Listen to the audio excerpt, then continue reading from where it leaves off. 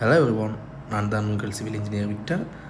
இந்த வீடியோ யாருக்காகன்னு பார்த்தீங்கன்னா, கட்டிடம் கட்டுறவங்க மற்றும் கட்டி கொடுக்குறவங்களுக்காக தான்.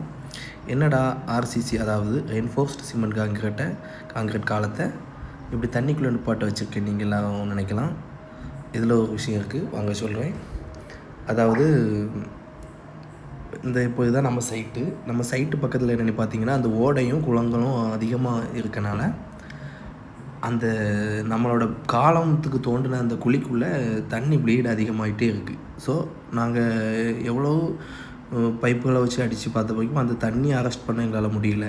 நாங்களும் ரொம்ப ட்ரை பண்ணி ஒரு 1 ஃபீட்டு ஃபூட்டிங் காங்கிரீட்டை போட்டதுக்கப்புறமும் தண்ணி மேலே வந்துகிட்டே தான் இருந்து.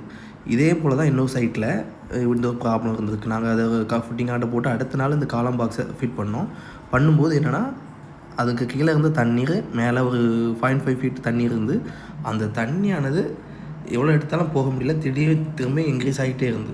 ஸோ நாங்களால் அதை ஃபுல்லாக எடுக்க முடியாமல் நாங்கள் காலம் பாக்ஸுக்குள்ளே காங்கிரீட்டை போட்டுட்டு நாங்கள் அதை சட்டரிங் அந்த பாக்ஸை பிரிக்கும் போது தான் தெரியும் அந்த தண்ணி எவ்வளோ ஹைட்டில் இருந்தோ அந்த அளவுக்கு ஜல்லி போல் ஒதுங்கி அப்படி இருந்துட்டு. அதுக்கப்புறம் நாங்கள் அதை சால்வ் பண்ணதுக்கு ரொம்ப கஷ்டப்பட்டு அதை ஃபினிஷ் பண்ணிட்டோம். அதை அப்படியே விட்டாலும் அந்த காங்கிரீட்டு க்ரஷிங் ஆகிடும். ஸோ நம்ம அப்படியே விடையும் கூடாது.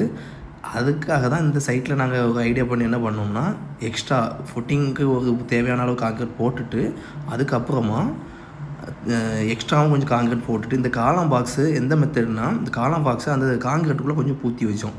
ஏன்னா 4 சைடாக அதை ரிமூவ் பண்ணக்கூடிய செட்டிங்ஸில் தான் இருக்குது.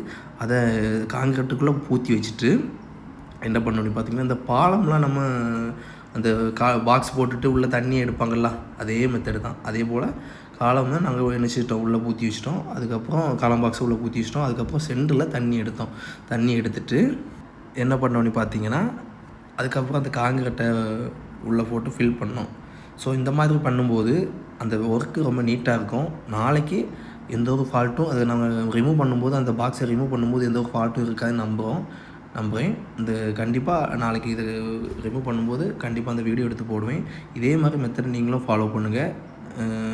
ஒர்க் சூப்பராக அமையும். இந்த வீடியோ பிடிச்சிருந்தால் லைக் பண்ணுங்கள். தேங்க்யூ.